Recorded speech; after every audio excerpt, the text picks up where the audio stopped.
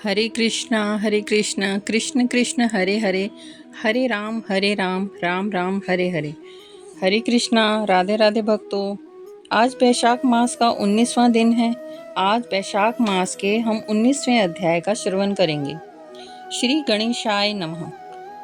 ऋषि श्रुति देव जी, जो कि राजा को वैशाख का फल बता रहे थे, आगे बोले कि हे राजन, वैशाख महात्म का फल और भी सुनो। एक समय पांचाल देश का एक राजा हुआ करता था, जिसका नाम भूरी यश था। उसका एक पुत्र था जिसका नाम पुरुयश था। उन्होंने मंत्र वेत्ता मंत्रियों के साथ अपने पुत्र पुरुयश का राज्य सिंहासन पर अभिषिक्त किया। उसके उपरांत उसकी मृत्यु हो गई।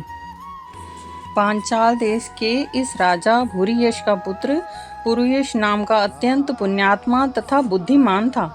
पिता के मरने पर वह राजा बना। अब वह धर्म पूर्वक पृथ्वी पर राज्य करने लगा, परंतु पूर्व जन्म में उसने कभी जल का दान नहीं किया था।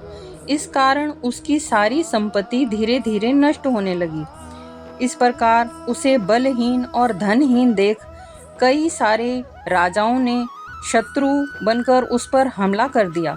बेचारा परास्त होकर अपनी रानी और कुछ सेवकों के सहित इधर उधर भटकने लगा। वह पर्वत की एक ऐसी गुफा में छिप गया जिसका रास्ता कोई नहीं जानता था। राजा ने बड़ी व्याकुलता से वहां 53 वर्ष व्यतीत किए। अब उनके मन में यह चिंता हुई कि मैं जन्म और कर्म से तो शुद्ध हूँ। मैंने जन्म भी अच्छे कुल में लिया था, परंतु ना जाने मेरे सब पौरुष कहाँ गए। मैंने ऐसा कौन सा पाप कर दिया जिससे घोर दरिद्रता और पराजय हुई तथा वनवास के दुख सहने पड़ रहे हैं। इस प्रकार वो अपने भगवान को याद करने लगा। तब उसी समय वहाँ पर 2 मुनीश्वर आए, वहाँ उपस्थित हुए। उनके नाम थे याज और उपयाज। राजा ने उनको देख सहसा खड़े होकर भक्ति भाव से शीश झुका दिया। इसके पश्चात राजा ने वन के पुष्पों से विधिवत उनका पूजन किया। फिर जब वह दोनों बैठ गए तो नम्रता से उनसे प्रश्न किया कि हे महाराज, मैं जन्म से तो शुद्ध हूँ, पितरों और देवताओं का भी पूजन करता हूँ, पाप से भी डरता हूँ, प्राणियों पर दयावान और गुरु की भांति भक्ति में प्रीति रखने वाला हूँ। फिर भी क्या कारण है जो मैं ऐसा दरिद्र हो गया हूँ? मैं निष्पाप होकर राज्य कर रहा था, फिर भी मेरे राज्य में अकाल क्यों पड़ गया? इसका क्या कारण है? आप विस्तार पूर्वक मुझसे कहिए। दोनों मुनि आंख बंद करके कुछ सोचने लगे। राजा के ऐसे वचन सुन थोड़ी देर सोचकर दोनों मुनि याज और उपयाजक कहने लगे कि हे राजन, तू अपने दुख का कारण सुन। 10 जन्मों में तू अत्यंत घोर पापी व्याध रहा। 10वें जन्म में भी तू बड़ा कठोर हृदय व्याध का जन्म धारण कर प्राणियों का वध करने वाला यमराज के समान था। जब 10वें जन्म में भी तू गौड़ देश में था और अपने बुरे कर्मों में लगा हुआ था, यात्रियों को निर्भयता से कष्ट दिया करता था, उसी समय धूप से व्याकुल 2 बड़े धनवान वैश्य और वेद वेदांग को जानने वाले कर्षण नाम के मुनि वहां पर आए। सिर पर जटा धारण की हुई थी, देह पर छाल लपेटी हुई थी, हाथ में कमंडल था। उन्हें आता देख धनुष बाण लेकर तू उनका रास्ता रोककर खड़ा हो गया। फिर उनमें से एक वैश्य को मारकर तूने उसका धन छीन लिया था। जब दूसरे को मारने लगा तो वह समस्त द्रव्य वहीं फेंककर डर के मारे भाग गया। तब कर्षण मुनि मारे डर के भय से व्याकुल हो मूर्छा खाकर वह जमीन पर गिर पड़े। तब तूने गिरे हुए ऋषि से वैश्य के धन के बारे में पूछने के लिए उनकी सेवा की।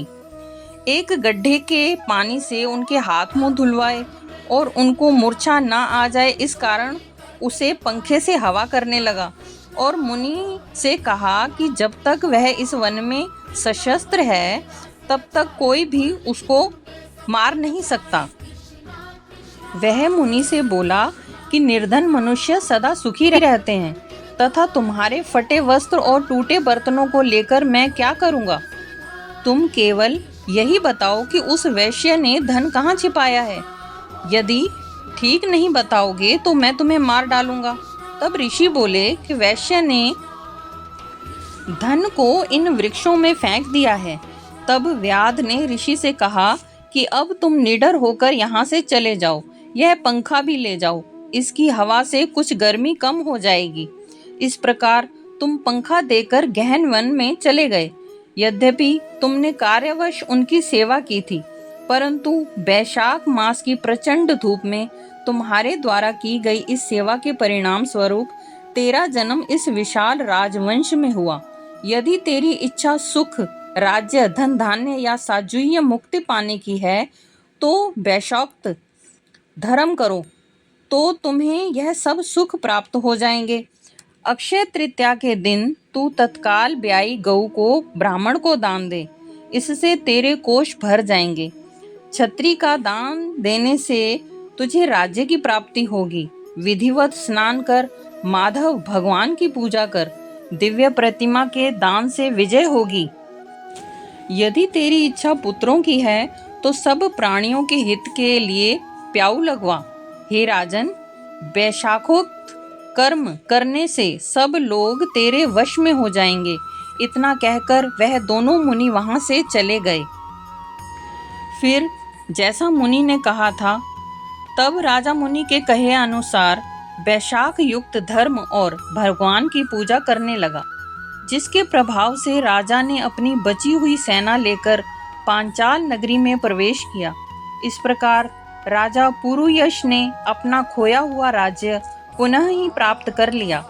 राजा निष्काम होकर भगवान मधुसूदन की प्रसन्नता के लिए श्रेष्ठ धर्म का पालन करने लगा और उनका पूजन प्रतिदिन करने लगा। भगवान श्री हरि की कृपा ऐसी हुई, भगवान मधुसूदन की कृपा से उस राज्य की समस्त प्रजा अपने राज्य से अनुराग करने लगी। इस राजा के पुण्य प्रताप और धर्म में प्रीति प्रगाढ़ देखकर भगवान मधुसूदन ने प्रसन्न होकर अक्षय तृतीया के दिन अपने परम भागवत स्वरूप में शंख, चक्र, गदा, पीतांबर और बनमाला धारण किए श्री लक्ष्मी जी के सहित अपने अनुचरों तथा गरुड़ सहित राजा को दर्शन देकर कृतार्थ किया। भगवान के उस सहस्त्र सूर्य के समान तेज को देखकर राजा ने अपने नेत्रों को बंद कर लिया और हर्ष से मगन हो गया। प्रेम से विहल होकर वह रोमांचित हो गया और आत्मविभोर होकर नेत्रों से अश्रु की जल वर्षा करता हुआ अति विनीत भाव से दोनों हाथ जोड़कर खड़ा हो गया। उसके बाद उसने दंडवत करने के लिए प्रभु की स्तुति करने लगा। हरे कृष्णा। 19वां अध्याय समाप्त। आगे की कथा 20वें अध्याय में श्रवण करेंगे। हरे कृष्णा। राधे राधे भक्तों।